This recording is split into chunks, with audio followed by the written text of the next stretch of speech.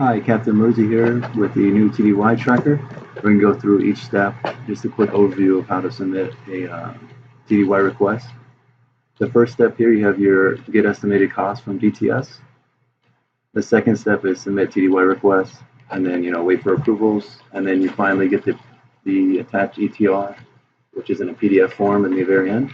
So I'm going to start with step 2, pretend I got all the costs. That brings up our TDY request form. This trip to the West Point. And location, you just do HI for Hawaii. Oh, let's do New York. And departure date, put the 24th.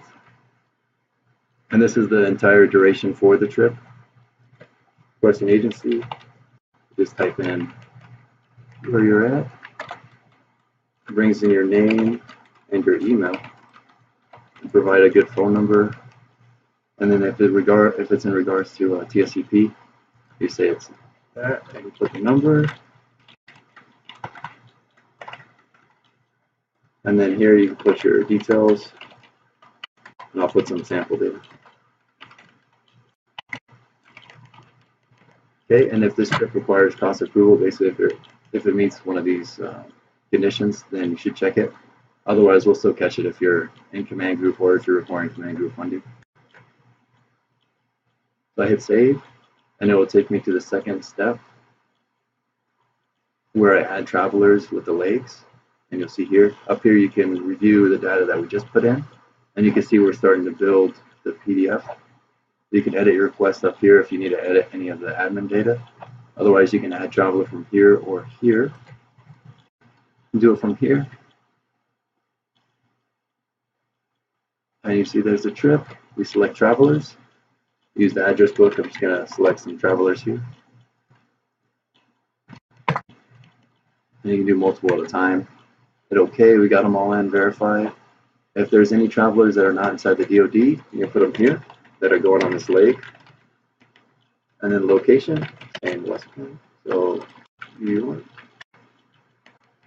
And the departure date, in this case, it's going to be the same as the entire trip because we're not going to have multiple legs. But if you did have multiple legs, this is where you would put those start date and end dates for the actual leg. Because en route to West Point, you can be going to Oklahoma or somewhere else. And here we're going to say it was command group funding. This is the total cost for all the travelers. Put some arbitrary numbers in here. And save. And we'll see the page refresh, and it'll bring in that first leg that we entered into the system. Now I'm going to hit submit for approvals because I'm done here, nothing else.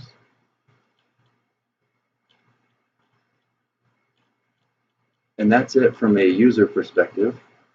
And you can see here's your request. It's at the division approver, which is the first step. And if you need to modify the submission, you can click here to modify the submission up until division approver signs. So once he signs, it drops off. So I'll show you. So I'll go in here, I'll select the one we just did. It's under review. Pretend I'm division review now. I'm going to come in here. I can approve on behalf of division. Approved. And all these other blocks down here, they will not show up unless you have the rights to approve. And even if you want to approve, you can do it. We have your digital signature, so good luck. And we'll go to the next part. I'm going to say done with changes just to follow the process. So division approved it. Now if I look in my request, you can see now I've moved the packet status to at G8 office. So if I go to G8 office, we see here HBO.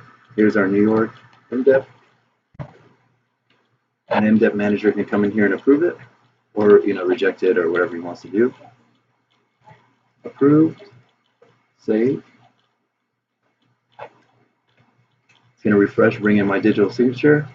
I'm going to go ahead and, on behalf of G8, also put reviewed, just to move this along. So reviewed.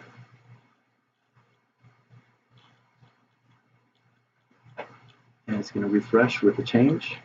Now we have that. So close ETR. G8 is done. They wouldn't see this last block because they don't have permission to do that.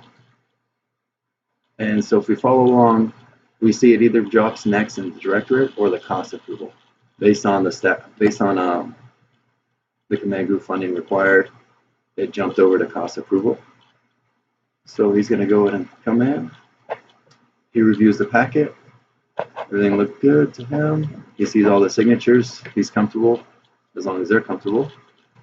Approve.